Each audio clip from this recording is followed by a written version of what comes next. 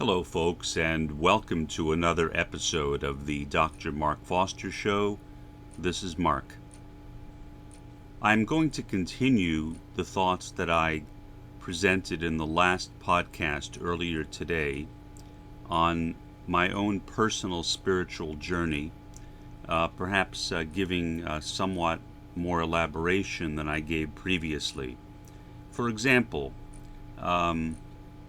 the last few minutes, I've been reflecting on what to call a kind of reimagined post-police force, something that would replace the existing system of law enforcement and perhaps combine other things as well, including something like public welfare, including offices which deal with issues of child abuse, and so on, but also including many of the functions that are now handled by what we call the police office and perhaps by firefighters as well. And the name I came up with is the Office of Public Servitude. That seems to me to be an appropriate name for a kind of post-police force, post-firefighters, post-public welfare, and so on. Something that would encompass different divisions. In other words, where a person would not automatically go to an event carrying a gun. Guns, I would hope, at some point, will simply be eliminated, especially from people who are in positions of enforcing the laws, regardless of what they are called, given the long and tortured history of police officers killing people of color, which of course goes back to the time of slavery, even before there was a United States. Now, let me go back to the issue of my own spiritual journey toward the Bahá'í faith. I mentioned before that I became a libertarian communist in 1968. I went through various stages of libertarian communism after that, regarded myself as belonging to various communist tendencies or currents, meaning different versions of Marxist communism at different times. I was always a Marxist communist, never an anarcho-communist or an anarchist communist. The major difference between Marxist communism and anarcho-communism is one of diagnosis. To me, as a Marxist communist, the major problem with modern societies is capitalism, the capitalist world system, which I define in a very comprehensive way as including both capitalism as an economic system, as well as oppressive systems like racism and sexism and classism and ageism and ableism and colorism and ageism and so on. I think it really should include all of those different types of oppression. Capitalism is not simply one-dimensional. It is multi-dimensional. It is literally a system.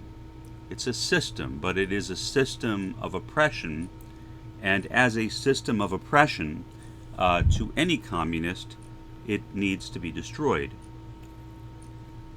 Now, an anarcho-communist, on the other hand, opposes not capitalism per se, although most left anarchists don't like capitalism. But their primary opponent is not capitalism, it's verticalism. Verticalism meaning where anyone has more power than anybody else. Now, there are some libertarian communists who believe in an end to verticalism.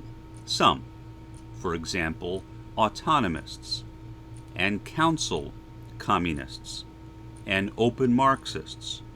All of them, generally speaking, oppose verticalism, but not all. For example, I, as a Luxembourgist, have no problem with verticalism. What I oppose is authoritarianism, meaning the use of power to oppress. Not power in itself, but oppressive power, dominating power, or to use a more common term popularized by the Italian Marxist Antonio Gramsci, hegemony. Hegemony, which is oppressive and dominating power. So I accepted all of those things, and throughout my life I've developed different understandings of them at various points. Most people go through various stages, or as we call them in academia, turns. In other words, we turn the page from one page to another page to another page, so we can see our lives as a sequence of pages and the completed book, which has all the pages of our lives. So I have gone through many turns in my life, but throughout all of those turns, I have remained a libertarian communist. As a libertarian communist, I believe in liberty. And my definition of liberty is freedom from oppression, meaning freedom from capitalism, above all, since that is the overarching source of oppression in the current system that we live under, the capitalist world system or the intersectional world system. But also, again, racism and classism and ableism and ageism and colorism and so forth. All of these different types of oppression need to be thoroughly and totally eliminated, and the sooner we can do it, the better. Now, the reason why I bring that up again is because being a libertarian communist has had a very strong influence on me as a Bahá'í. I was a libertarian communist before I became a Bahá'í, 2 years before. I became a libertarian communist when I was 12. I became a Bahá'í when I was 14. So my approach to the Bahá'í faith has always been structured around a kind of generalized libertarian communism, meaning I never really saw the Bahá'í faith the way in which most people saw it. I always had my own idiosyncratic way of looking at the Bahá'í faith. My spiritual mother, the late and wonderful and blessed saint Elizabeth Thomas, God rest her wondrous soul, who was the first Bahá'í I ever spoke with on the phone. When I looked up Bahá'í faith in the phone book, she is the one who answered the phone calls, and she ran the Bahá'í phone number at that time on Long Island. When I called that number, I began a lifelong is for the rest of her life, relationship with her, a loving relationship with her, and I really consider her to be a second mother. She was a very wonderful soul, perhaps the greatest person I have ever known in my life, and I'm not exaggerating. She was a truly wondrous being, and I love her from the depths of my heart, and I can't wait to see her again when I pass on from this world and go on to the hereafter. Elizabeth Thomas had a rather novel approach to the Bahá'í faith. It was informed to an extent by the views of two individuals.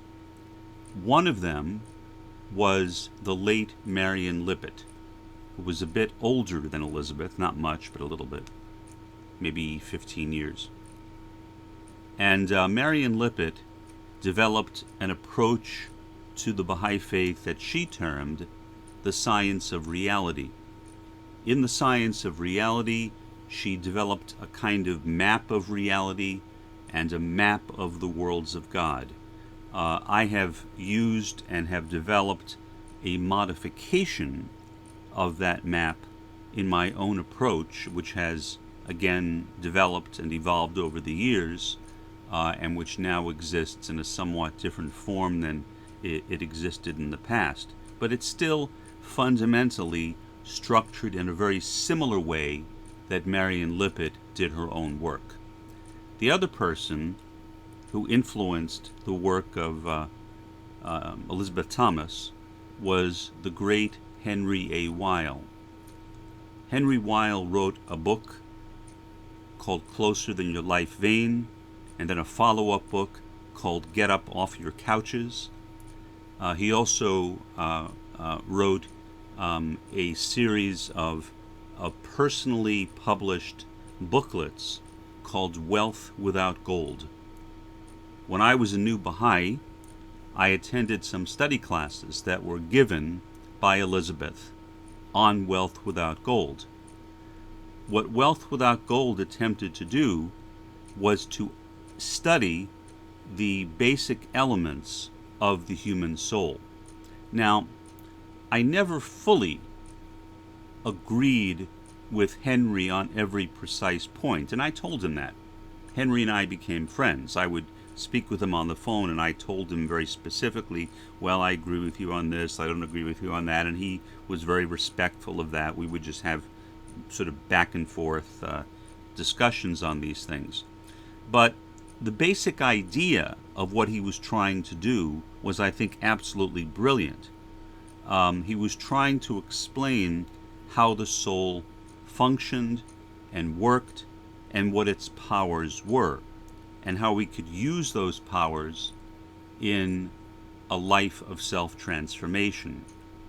Marion Lippett was also concerned with self-transformation, but her approach was somewhat different. It was focused upon living in what she called the kingdom revealed, which is the kingdom of God which has been revealed to us in this world, and stop living in a world that she called humanness, which is the world of negativity and evil and disunity. So moving from humanness to the kingdom revealed. What I have done, and what I began doing even as early as 1970 and 1971, was developing a model which I now call the unicentric paradigm, which, without getting into too much detail on it, if you want to read it, you can go to unicentric.bahaifaith.info, and that will tell you all you need to know about it. But the basic ideas are fundamentally similar to those of Marion Lippett, with a bit of stuff from Henry Weil Incorporated, and above all my own overarching views to try to reconcile them and to put them into somewhat of a different light. So in other words, my approach to the Baha'i faith, in effect, has been a libertarian approach, which has been influenced by myself as a libertarian communist.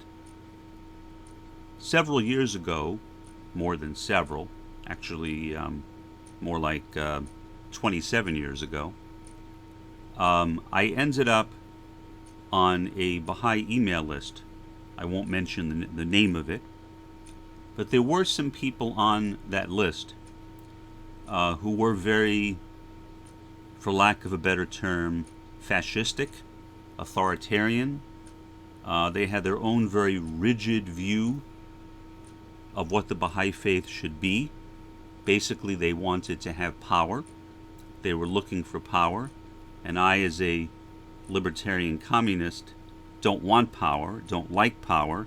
And whenever anybody claims power, I am immediately skeptical of them and what they stand for. I really distrust anybody who is searching for personal power of any form, or looking for the respect or adulation from anybody else. I simply want nothing to do with that. Because I would not agree with them on their basic ideas, because I am at heart a libertarian communist, and I've always been a maverick as a result, wanting to look at things in my own way. I was targeted by them, many of them, two in particular on that list, who made my time on that list very, very, very difficult. Ultimately, one of them was literally removed from the Baha'i faith. The other one is still in the Baha'i faith. And there are a couple of other people who are on that list who were also removed from the Baha'i faith. One cannot be a Baha'i and be an authoritarian. The Baha'i faith is about servitude. Just like I said that I think that what should replace police departments, fire departments, offices of public welfare, etc., should be an office of public servitude, I think that's the same way that we should deal with each other. We are nothing, we are dust, and we should consider ourselves as servants of each other, and not put ourselves in any kind of dominating position. So, okay, so where does that leave me? My basic approach to the Baha'i faith is one of liberty. When I say liberty, I don't mean liberty the way most people use the term, like I should be able to do whatever I want. That's not what I mean. When I say liberty, I mean freedom from oppression, the elimination of all forms of oppression. The world order of Baha'u'llah, as it was described by Shoghi Effendi, the guardian of the Baha'i faith, is a world free of oppression. It is a world of justice. It is a world of mercy. It is a world of love. Oppression, authoritarianism, any kind of domination, all of those qualities are completely incompatible with the basic nature of the world order of Baha'u'llah as I see it. So my view as a Baha'i, when I became a Baha'i at 14 years old in 1970, was very strongly influenced by my personal convictions as a libertarian communist, and my view that each of us needs to develop an approach to life which suits our own selves. And to me, that is the essence of spiritual development. Not to rely upon what other people say. To listen to what people say, to respect what people say, but not to necessarily accept it, or not to feel any obligation to accept it. That concludes this broadcast of the Dr. Mark Foster Show. This is Mark, once again, signing off. Have a good one.